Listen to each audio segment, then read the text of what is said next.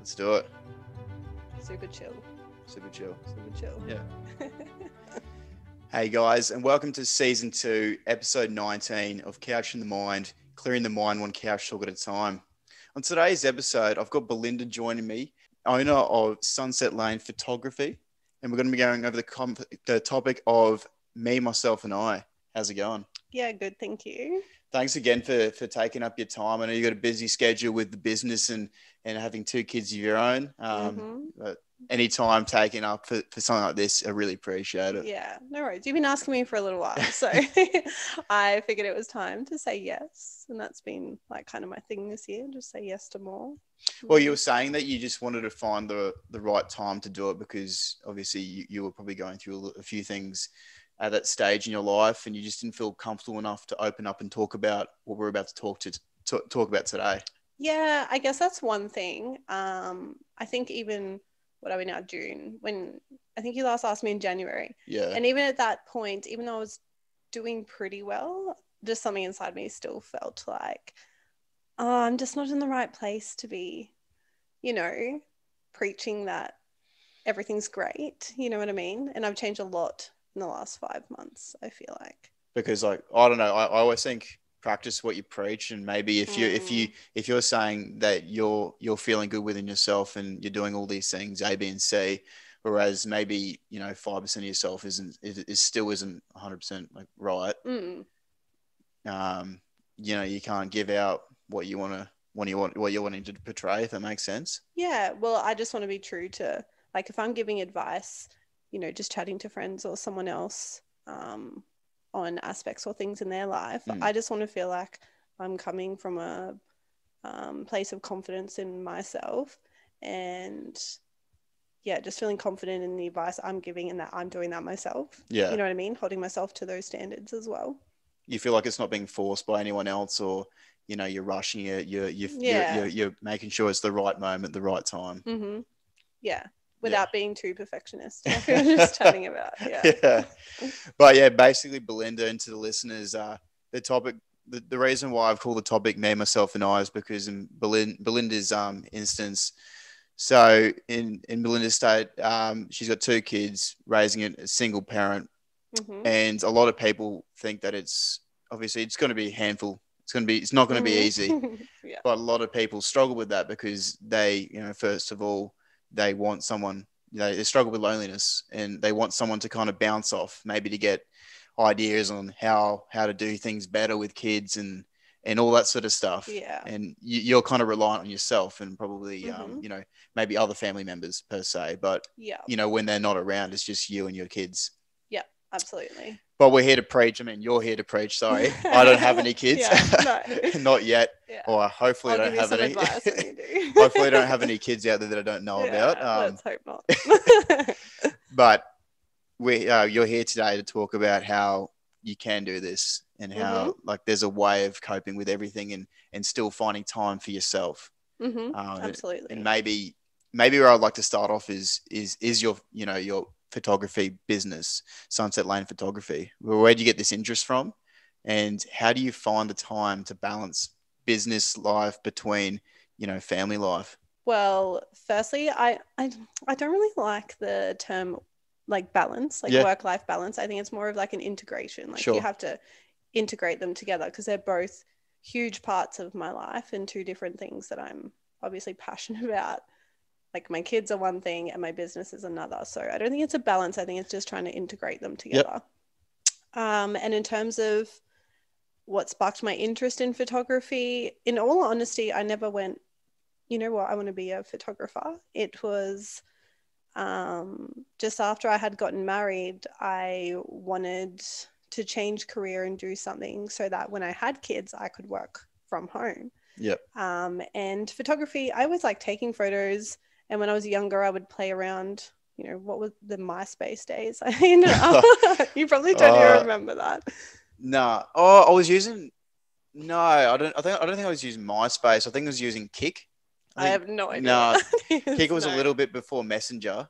Okay. Not probably a little bit older than WhatsApp, but no, I haven't used MySpace. Okay, well, anyway, so pre-Facebook, like MySpace, I would have fun like editing photos terribly. and, put them on there and whatnot. I always enjoyed that sort of thing. But yeah, back to the story.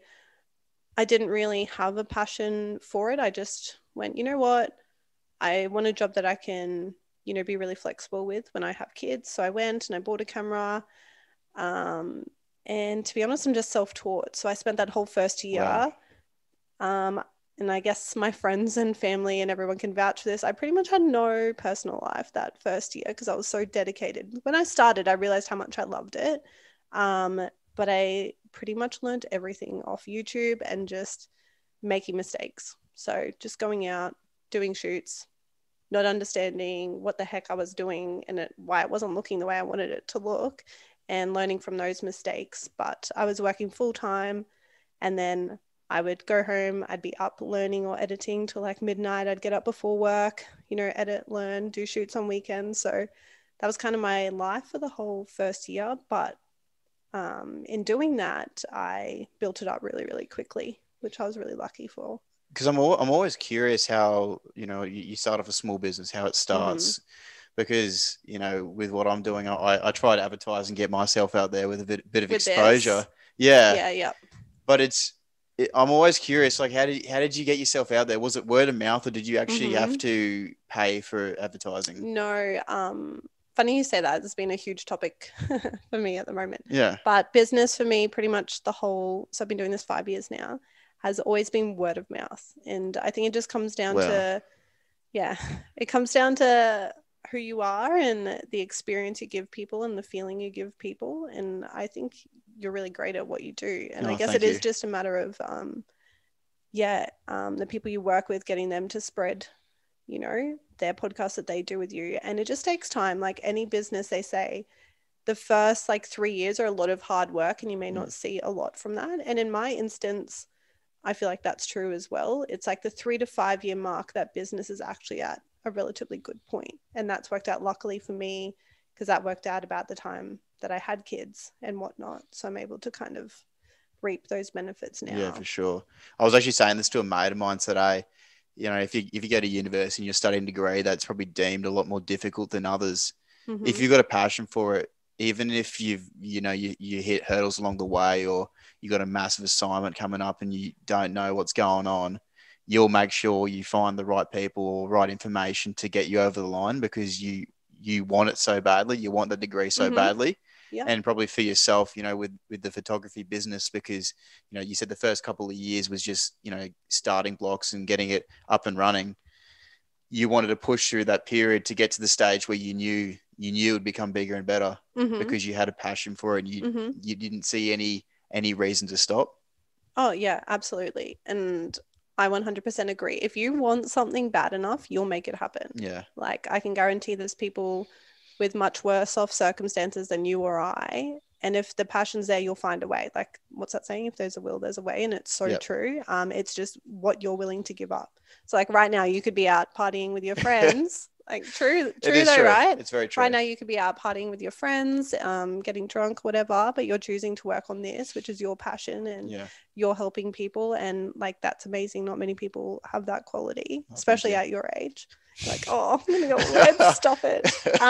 No, but I mean it. It's true, and a lot of people see entrepreneurs or people with their own businesses, and they see, I guess, the glamorous side of it, but they don't see the years of hard work or all of the social events that they missed to choose to invest that time into their business or themselves.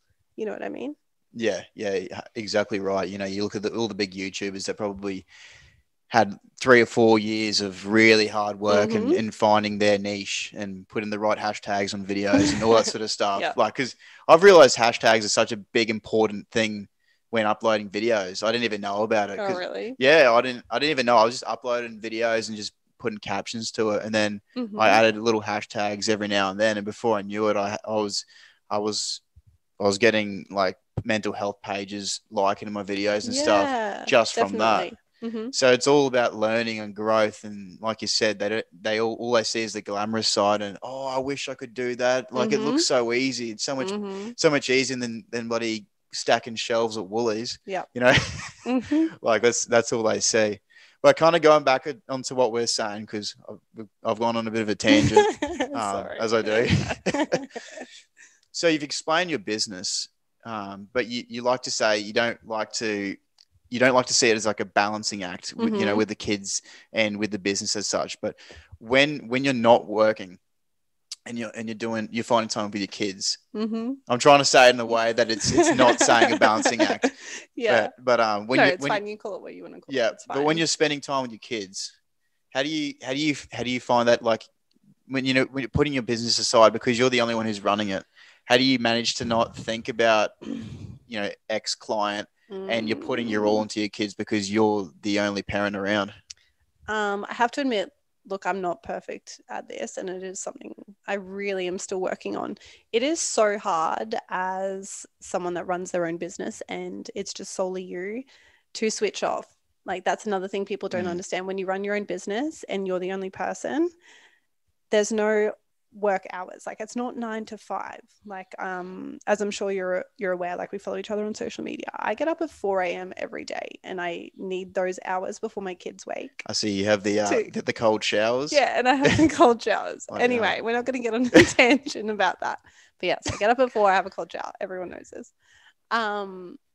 But yeah, it's non-stop, and I absolutely love my job. I do, but yeah, it's something I'm working on, the ability to fully switch off and be present with the kids with the time that I do have them. And I'm sure any other parent listening to this that has their own business can kind of relate 100%. No, seriously, yeah. Yeah, it's difficult, but I guess for me, one of the biggest things is literally turning off my phone or putting it away and kind of time blocking hours. I'm lucky that my kids, I guess, lucky, not lucky, I don't know. My kids go to daycare. I've had to make the decision to put them in daycare 4 days a week.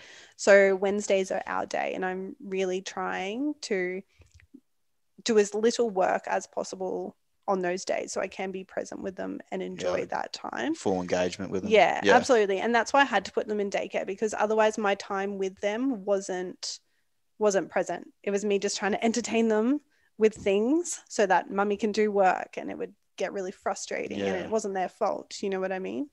So yeah, I guess just turning off my phone is a big thing, and blocking off hours. So when I pick them up from daycare on the other days, between those hours and when they go to bed, I don't respond to any work stuff. It's just, time blocking and planning ahead, I guess, is helping me at the moment, but I'm definitely not perfect at it. Yeah, well, no one's perfect, honestly. Like, if anyone puts their hands up and says that, like, whatever they're doing or whatever they're trying to get through, they're perfect at it. Like, they're lying. They're kicking us. They're kicking themselves. But yeah, with what you're saying, like, I'm curious to know that, because you made that decision of putting the kids into daycare now, and now you've got one day where you've got full engagement with the kids. Do you find that mentally, like, you don't think it's that much of a struggle now that you've got time allocated for work, and you've got one day where you can just put your all with the kids and have fun and put the phone away and think about work, once they're tired or whatever it may be? Yeah. So on those Wednesdays, it's like the 4 a.m. time. So the 4 to 6 a.m. before they wake up, and then when they nap at lunchtime. And outside of that is my time with them. So I do find that makes things a lot less stressful for me. And it has been a really good decision to just put the mum guilt aside of putting them in daycare more days than I originally planned to. Because the whole point of me working for myself is that, I can spend all this time with my kids. But I also didn't expect to be a single mum to, mostly newborn and a 2-year-old at the time. And you've just got to adjust to what your circumstances are and do your best, and got to let go. For me, letting go of perfectionism in a lot of areas was a big lesson for me. So I want to take you back to your separation from your ex-husband, and all these new emotions are coming up, and you now understand, you're now under the understanding that you might potentially have to deal with these kids and look after these kids by yourself as a single parent. Obviously emotions would have been high. You probably would have been quite scared. Yeah. How did you make that jump where you're now very comfortable with what you're doing, and you know for a fact that you can do it? You don't need to rely on anyone else. I think, as cliche as it sounds, and everyone said this to me in the beginning was time. Like Yep. everyone said, you know, time heals all. And when you're in the thick of it, you're just like, nothing's ever going to be better. Like, this is awful. And, you know, just a brief kind of backstory. The same day my marriage ended, which was unexpectedly, my nan also passed away from terminal cancer. And she, Oh, I'm so sorry. yeah, I'm like laughing. It's not funny. But anyway, so yeah, that same day, I guess I lost two of the people closest to me. Yeah. And my nan also was my number one helper with the kids and absolutely loved the kids. So it was a rough, probably month, I would say. Just really, I guess, feeling sorry for myself, playing the victim, trying to figure out my life. I'm very much a planner. And then the universe was kind of like, oh, hey, here you go. Let's just flip that one upside down. But I would say after about a month, I finally started to push the victim, woe was me, why did this happen to me kind of mentality aside and just start taking steps to move forward and grow. I feel like that's just who I am. I like to, you know, do better and think better, and I listen to a lot of personal development podcasts and all that sort of thing. But I guess to get back to your point, I think getting to that feeling of I can do this, it just comes through like people grow from the shittiest times in their life. Like they really do. No, I agree. And for me, that really felt like whatever is rock bottom. Like that felt like I'm at home with a newborn and a 2-year-old. Like my marriage has just suddenly ended, and my nan, who was pretty much like my mom, like is gone. And it was an awful feeling, and it did feel like rock bottom. And I guess my thoughts at the time were, oh my gosh, like why did this happen? Why me? Like this isn't the way it's meant to be, you know. I don't deserve this. Yeah. Yeah, I guess kind of like that, or just yeah, just kind of feeling sorry for myself. I think that's just not the last, but I guess just the bottom line of kind of how I was feeling, and all I wanted was a happy family and all that kind of stuff, because I didn't necessarily have that in my childhood. But it's just everything in life is a perspective, and once your perspective changes, things start to, you know, move forward and become better. So you're saying that if once you found your rock bottom, because everyone's got their different versions of rock bottom. Yeah, who knows? There could be a worse rock bottom. I'm really kind of hoping not. I think unfortunately you got pretty bad hand dealt for that situation that you were faced with. But and I'm sorry that you went through that. But at the same time, I think it's probably helped you grow as a person. 100%. And it's interesting. I've spoken to other people in the past, and I asked them, and I'll probably ask you the same thing. Do you wish that you didn't go through these situations? No, like I definitely wish my nan didn't pass away. Yeah, for sure. Yeah.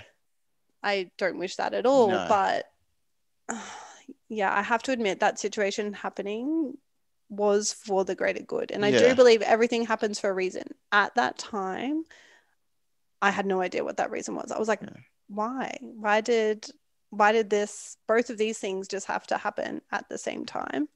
But I'm so grateful because so much, you know, so many positive things have come from that relationship ending. And I think that relationship served its purpose. And if this event didn't happen, I would have stuck around in a relationship that wasn't meant for me. And, you know, in hindsight, we were very different people. And I just feel like there's bigger and better things within me waiting to come out. Like that's just the type of person that I am. And if this didn't happen, all of the choices I've made so far this year would never have happened. Like, I think, you know, like I went to Melbourne the other week for a conference. I did say that. Is that in terms of personal development in the business sort of world? Oh, yeah. So just business type stuff. Yep. And I have another one in July as well. But this year, yeah, I've just been just doing heaps for me and myself personally, my business. And they're all things I wouldn't have done if I was still married. Like I wouldn't have taken the time. I would have felt guilty to take all this time to work on myself and my business, if that makes sense. Yep. So you're like the little jack in the box, and someone just had to come past and just wind you up a little bit more, and then bang, and all these little thoughts and emotions are popping out that you knew you were capable of, but you were kind of held back from that relationship in the past. Yeah, I think so. Like, this whole new version of me has come out that was always there, and I didn't realize was quite sheltered. Like the bubblier, more outgoing version of myself, very sociable. I just like to uplift others and like encourage others. Awesome. And yeah, just this whole new version of myself has come out because I'm confident in myself, because I went through such a shitty time. It's like, nothing can be worse, you know, like that's just my mindset. Nothing can be worse than what I went through. So other people's opinions, if they're negative, don't affect me, and it's fine. Yeah. So any day, any difficult day that you might have coming into the future is nothing in comparison to what you've been through in that instance. And you kind of use that as an example when you push through those not so great days. Yeah, I guess I use that as my standard. Like, nothing. So pretty good standard. I think this problem's probably like way up here, so it's not a big deal. I think it's a pretty good standard.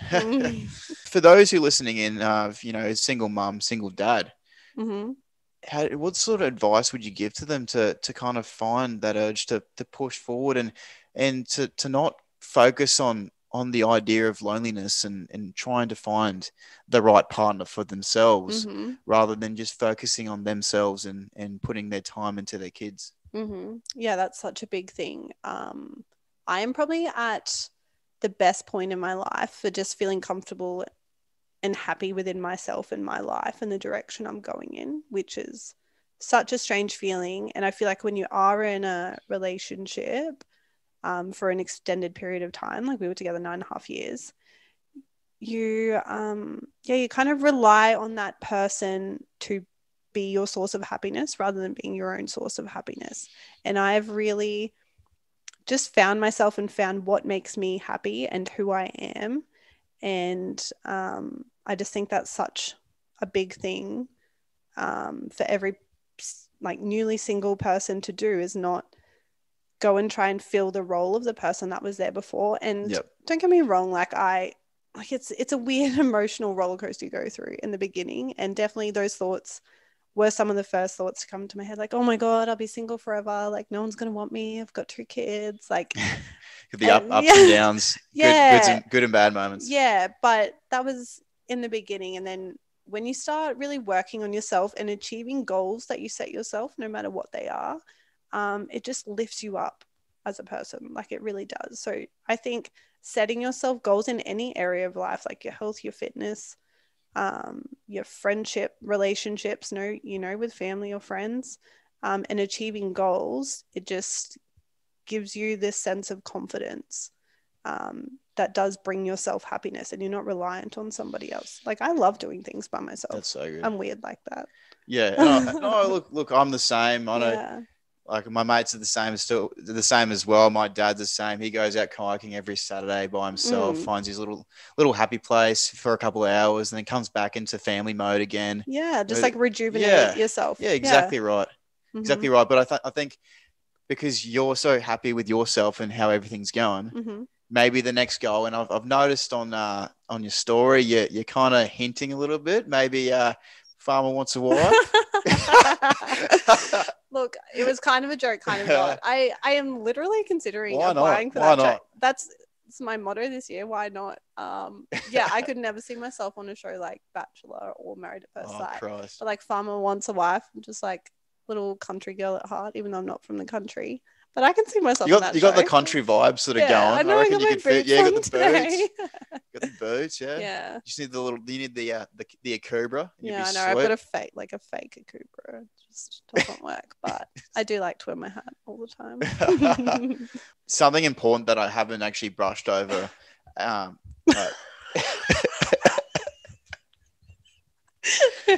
hell? Okay, yeah. Right. All right. I'm composing myself. Go. Something I haven't.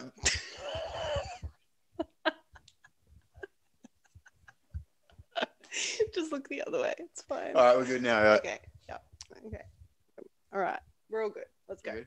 Yeah. Something that we're yet to discuss in terms of being single and raising kids and all that sort of stuff. How do you find time for yourself? Because I see that, you wake up 4 a.m. and then I think 5:30 you're hitting the gym, and that's your own sort of happy place and your own time away from your kids, away from work. How do you manage to do that, especially being a single parent? Well, yeah, I'm just gonna correct you on that one. So yeah, I'm up at 4, but I don't get to gym till after I drop them to daycare. So, Oh, I see. but that's part of the reason why I wake up at 4. So I have to like I was talking about blocking time before, I have to swap out hours in my day. So whereas I would be happy to wake up at 4 and go to the gym if I didn't have the kids, I can't do that. Like No.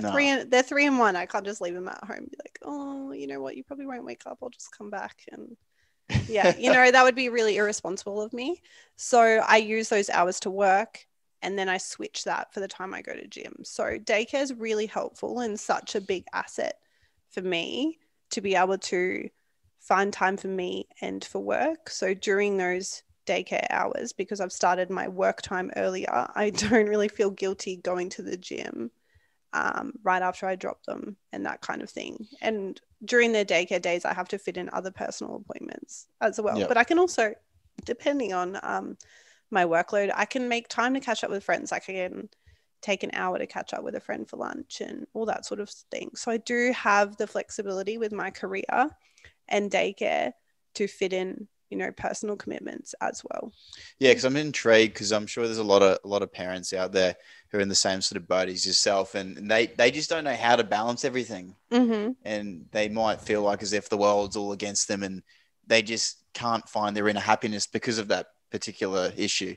And I wonder if they're working like a 9 to 5 job, so like there's actual set hours. It's probably a little bit more difficult to find your time to do your own thing. Yeah, so you're talking about like single parents or single parents, general? same sort of situation as yourself, who might be listening in, but they're in like a 9 to 5 job, so they're working for someone else. Yeah.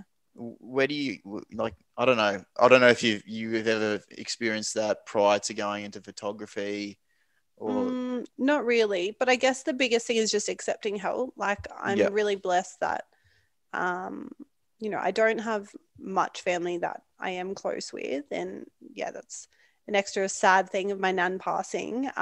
But my sisters and my pop help me as often as they can with the boys, which I'm so grateful for. And I have really learned to just put my pride aside because I am someone that's like, nope, I can do it. I can do it all.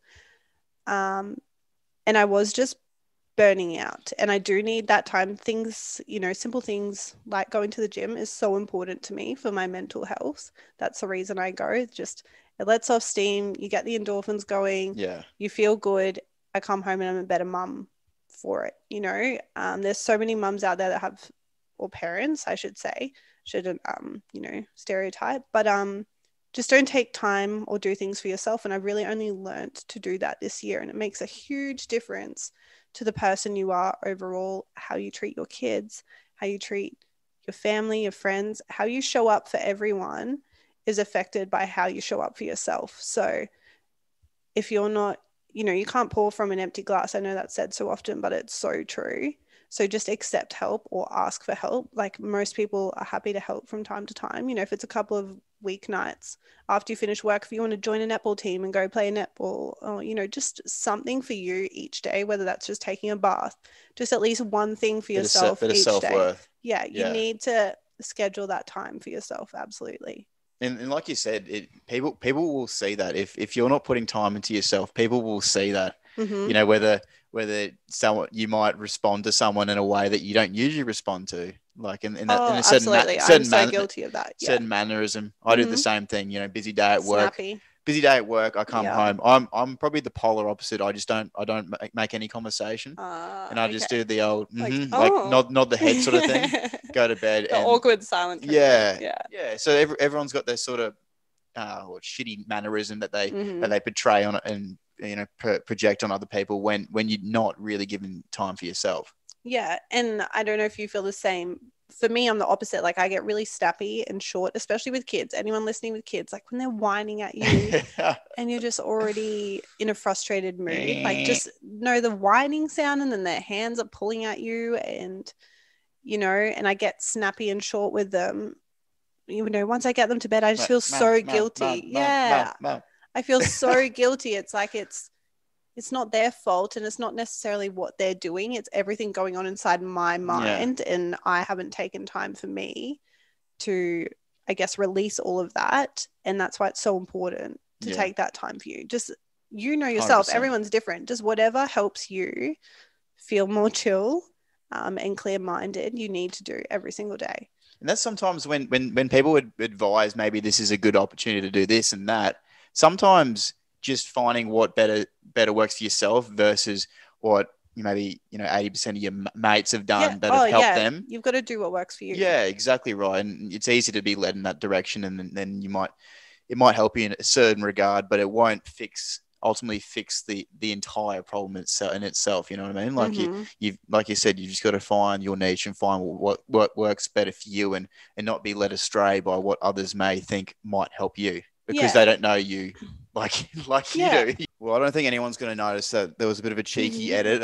There was no power on the laptop, so not that we changed positions or anything. No, it's fine. A bit more comfortable, you know? Right. You know what? I think this chair is actually comfier, so it's fine. Where were we? Yeah, I was going to ask you a bit of a lasting question before we wrap this episode up. Okay. So you did mention at the start of the episode and prior to starting the video that when I reached out to you during Christmas time, you didn't want to do the video because you wanted to be comfortable being single during Christmas time with the kids. Yeah. That was a big thing. Yeah. Where are you now? Like, I know you're saying that you're very happy with yourself and being single and all that, but the switch, where are you now in your stage of your life? I am genuinely really happy and content within myself and who I am and the direction I'm going, both personally and professionally. And like I said, just the whole new version of me has emerged. Like, it was always there, but it's a weird thing to describe. It's just this elevated version of me, much happier, and just excited.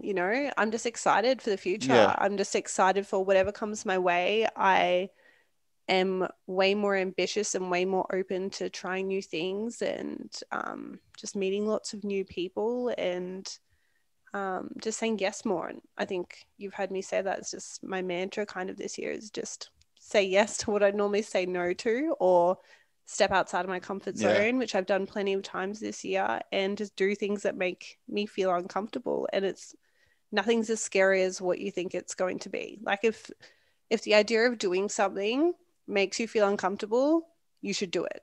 Like, because that's how confidence is built.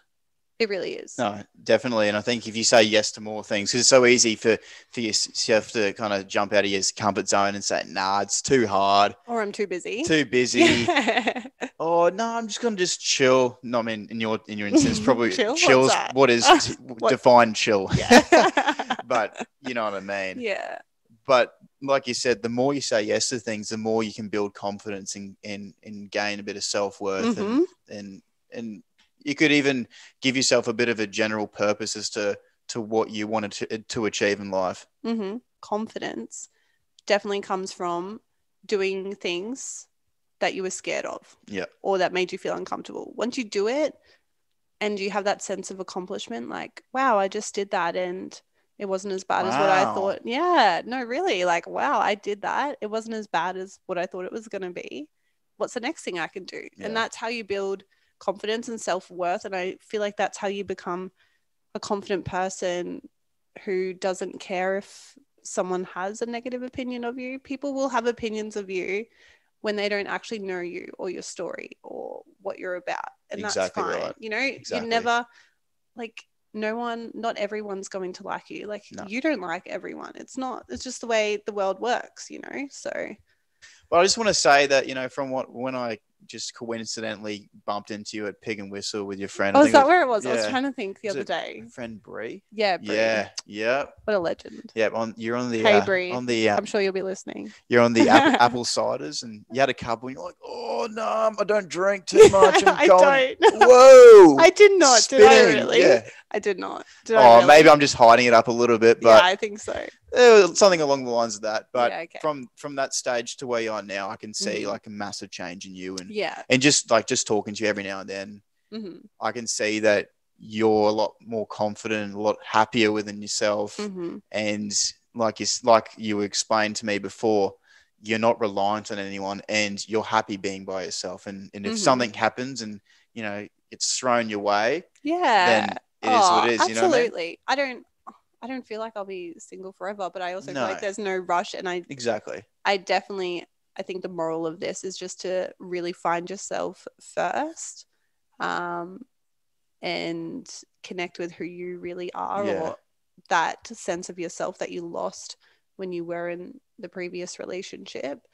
And then I feel like everything else will just fall into place when it's meant to. Exactly. Thank you so much for sharing what you had to That's today. All right. Thanks for having me. Obviously, it's a bit of a touchy subject. I'm fine. I'm like I said, I'm an open book. But like if we go back to the version of yourself maybe 8 to 10 months ago, that would have been pretty hard. It would have been a bit more awkward. Yeah. So much improvement, and you got to be proud of yourself for where you are today. Thank you. I'm sure your family are proud of you and your friends and all that. Yeah. And listeners tuning in, they'd gain so much out of what you have to share today, because it's not easy. It's not an easy road.